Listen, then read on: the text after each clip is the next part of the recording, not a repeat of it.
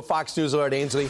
As Israel fights Hamas in Gaza, the terror threat appears to be going global. Listen to this. German and Dutch police say they've captured 4 Hamas members suspected of plotting attacks on Jewish institutions across Europe. Joining us right now, Fox News senior strategic analyst, retired 4-star General Jack Keane. General, we heard about the increased terror threat. We're worried about it here. They obviously have a reason to worry there.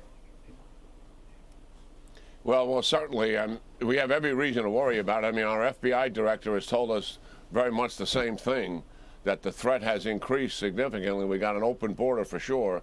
That certainly is a way to accelerate that threat.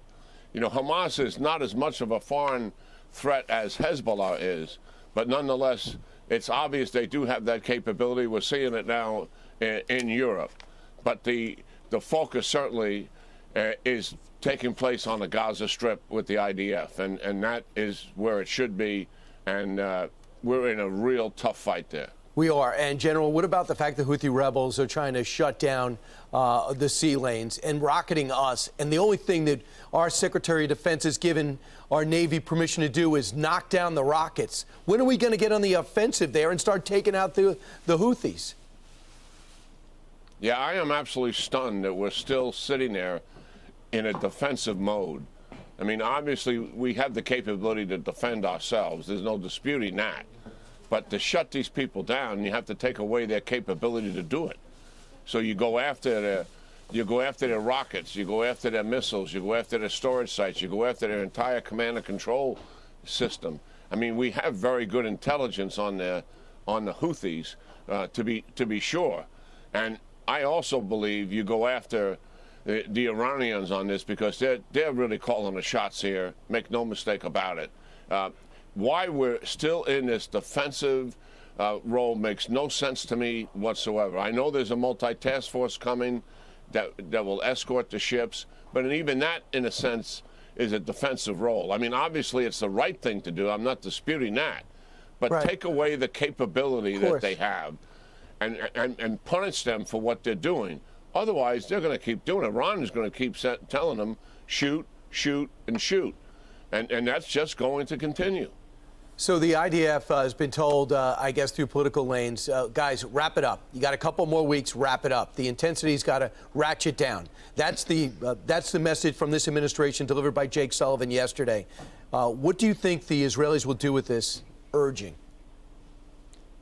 Well, I really think that those kind of declarations, you know, are really more political considerations than anything else. I don't think it relates to what is actually happening on the ground.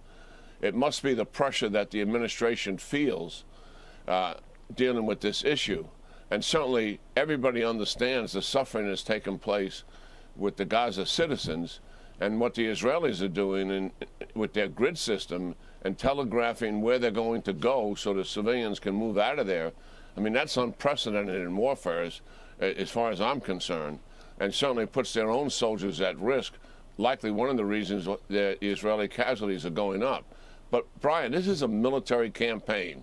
It has military objectives, certainly, to eventually achieve a political objective, the removal of Hamas as a political entity.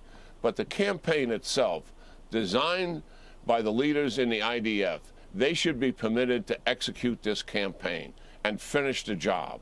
They know full well that more than half of Hamas fighters are still alive. They cannot bring this campaign to an end on a timeline set by somebody else. It has to be based on conditions on the ground and destroying the effectiveness of Hamas's military organization, which obviously also has terrorist capabilities. That is going to take time, and the time factor should be conditioned by the success that they're achieving on the ground, not by any artificial timetable, and certainly not by political pressure coming from the United States. Unfortunately, this president has a history of not listening to his military experts. We see that played out on a daily basis. Someone's got to stand up and speak out. General, thanks so much for doing it. You tell the story better than anybody else. You got the facts. Appreciate it. Have a great weekend.